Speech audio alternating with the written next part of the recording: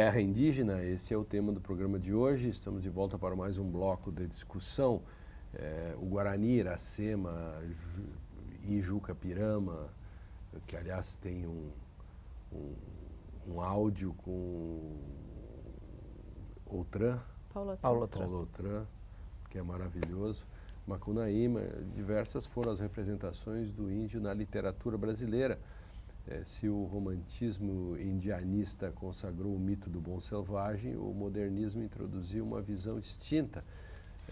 E aí vem uma série de questões que eu queria perguntar. Também, primeiro pedir para a Fernanda responder a essa questão que também faz parte de um certo senso comum, né, porque aí a televisão mostra o índio gordacho, né, com a sua caminhoneta grande, com celular, etc., e que é um modo de tentar desgastar a imagem dos índios. É por isso que a televisão mostra isso, não, por certo não é para exaltá-los. E depois eu queria fazer a pergunta que tem a respeito com isso que eu acabei de dizer antes. Isso tem uma relação forte com uma visão estática de cultura, né, que nós temos, como se o índio, para ser índio, precisa viver como em 1500, e não é assim, né?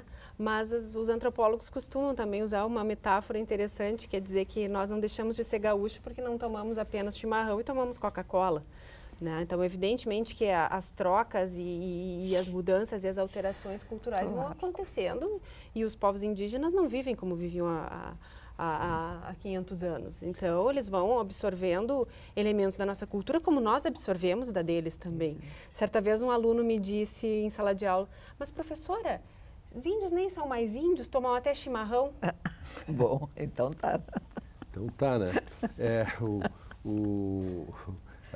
Aproveitar isso, então, para falar com o Alfredo, né, sobre essa questão da questão antropocêntrica, né? Por exemplo, eu comparo com outros povos que não têm um imaginário ocidental, né, o grego, né, que os índios não sabem quem foi Platão, Aristóteles, nem os chineses, provavelmente. Então, é outra visão, embora nem todo mundo saiba quem foi Platão e Aristóteles, mas traz culturalmente a noção de mundo e do imaginário. Claro. E aí, Alfredo? Não conhece Dante, mas manda para o Quinto dos Infernos. Mas manda para o Quinto dos Infernos, exatamente, boa, exato. E a gente vive com imaginários e é nesse imaginário que a gente expulsa, acolhe, faz tudo, né? O nosso imaginário eurocêntrico é um imaginário onde tem que fazer para merecer, né? Se antes tinha que fazer com Deus, hoje tem que fazer com a produção.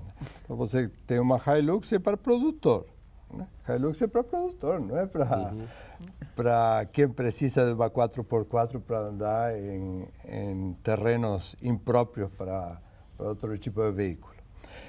O imaginário é que, por isso que o mal-estar que se produz com relação a essas populações é que ele não produz para ficar. Então, se calcula não pelo número de pessoas, se calcula pelo quanto se deixa de produzir, né?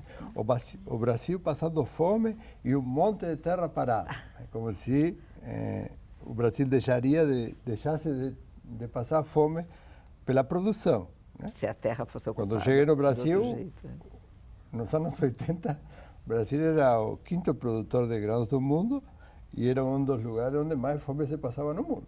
Sim. Se alguma coisa mudou, não mudou pelo número de produção. A produção não está vinculada diretamente com o desenvolvimento social.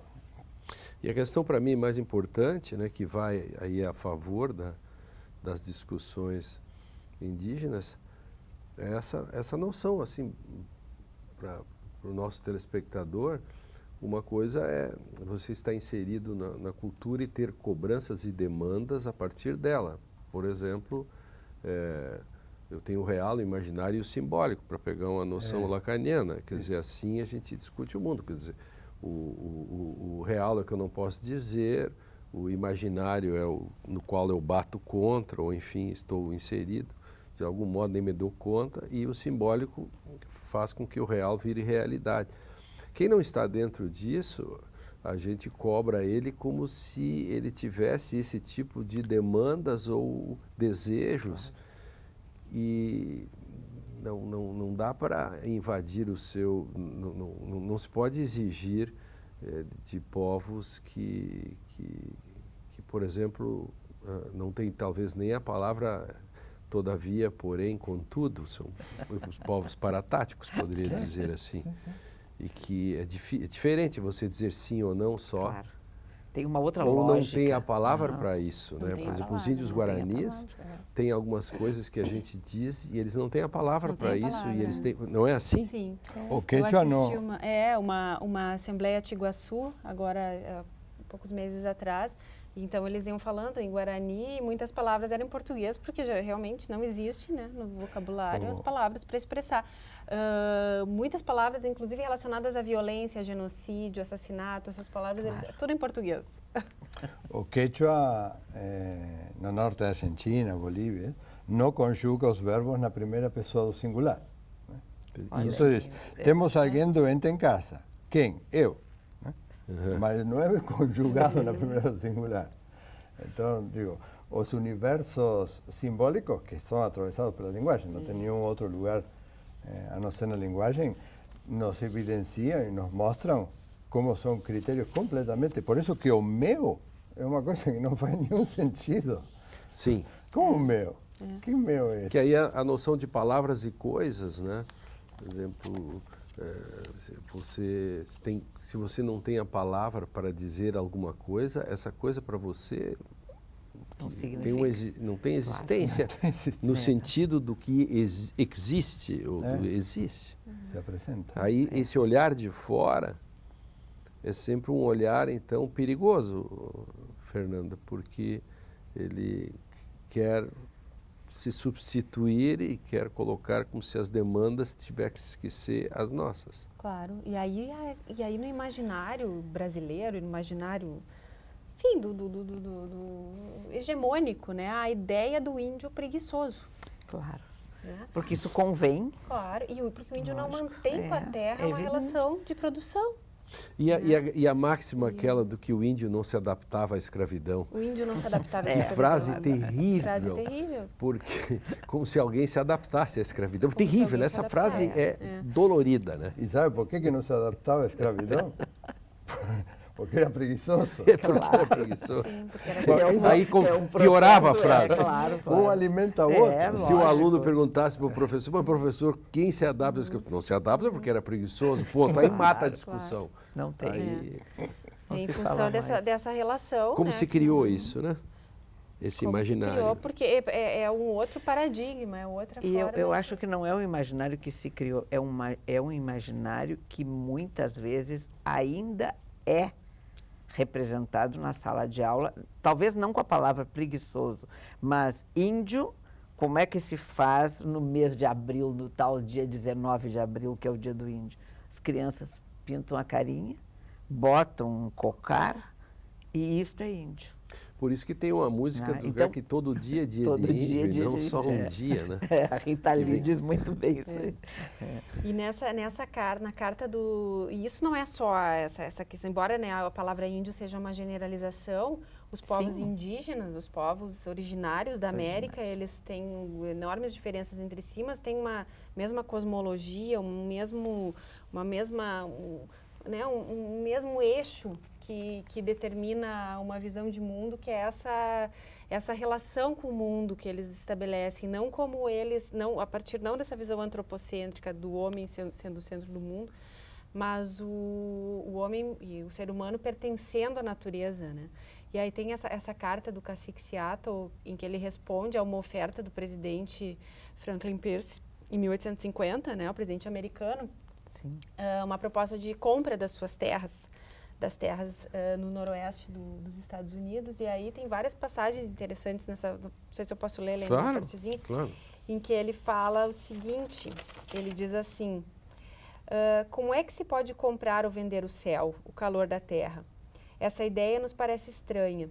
Se não possuímos o frescor do ar e o brilho da água, como é possível comprá-los? Cada pedaço dessa terra é sagrado para o meu povo. Cada ramo brilhante de um pinheiro, cada punhado de areia das praias, a penumbra da floresta densa, cada clareira e inseto a zumbir são sagrados na memória e experiências do meu povo. E lá adiante ele fala o seguinte: isso sabemos, a terra não pertence ao homem, o homem pertence à terra. Né? Essa visão de pertencimento, de os animais são nossos irmãos, a água é nossa, na água corre o rio dos nossos antepassados, quer dizer, é uma outra visão de mundo que a gente não consegue entender e não se coloca no lugar deles para entender a lógica que preside a relação deles com o seu meio, né? E aí tudo é colocado a partir de uma lógica que, na verdade, econômica. Quem é selvagem é o capitalismo, não são... E ao longo dessa carta ele fala, talvez eu não entenda porque vocês agem assim ou assado, é porque nós somos selvagens. Claro. E aí, Alfredo, quer dizer que se o Logos não tivesse suplantado o mito, nós poderíamos ainda estar explicando as coisas na cosmologia, essas coisas todas? Sim. Né? Agora, a abstração, né, esse sair do meio e nos afastar e tornar objeto as coisas foi o que nos tornou isso que somos. Né? Claro. É decir, nós conseguimos desbastar e acabar com... E agora queremos acabar e desbastar com o restinho de território que ficou preservado deste planeta com uma ideia de produtividade. Né? E essa ideia do preguiçoso que a Fernanda traz é uma ideia que é muito reforçada no texto do Martim Fierro, né? E que é muito interessante como dentro da nossa tradição gaúcha, o gaúcho assume a lança, ele assume cabelo longo, ele assume o chimarrão, ele assume determinadas características, mas índio também não, né? Não. Há um certo limite ali que é de trabalho, de produção e de discriminação com aquele, né, que não objetiva a terra, sino que pertence. Né? Engraçado, tem gente desse CTG e outros que eu conheço que são avessos a índios. Sim, então, imagina. como se todo um processo como se os gaúchos também não tivessem sido vítimas. O adjetivo indiada, né? Indiada, É uma bugre. indiada. É claro. Bugre, né? Para o nosso telespectador aqui no Rio Grande do Sul, se diz verdade. muito isso. Fulano fez uma indiada. Indiada. Significa uma atrapalhada. Ou uma coisa muito fora de lugar, assim. Exatamente. Pá, tem que ir a pé até não sei onde. Isso é uma grande indiada. Parece uma indiada. Exatamente. Ou a gente chama de programa de índio, né? Programa de índio também, quando programa é de ruim, índio. programa Que é um de problema da linguagem também, Claro. de criar estereótipos.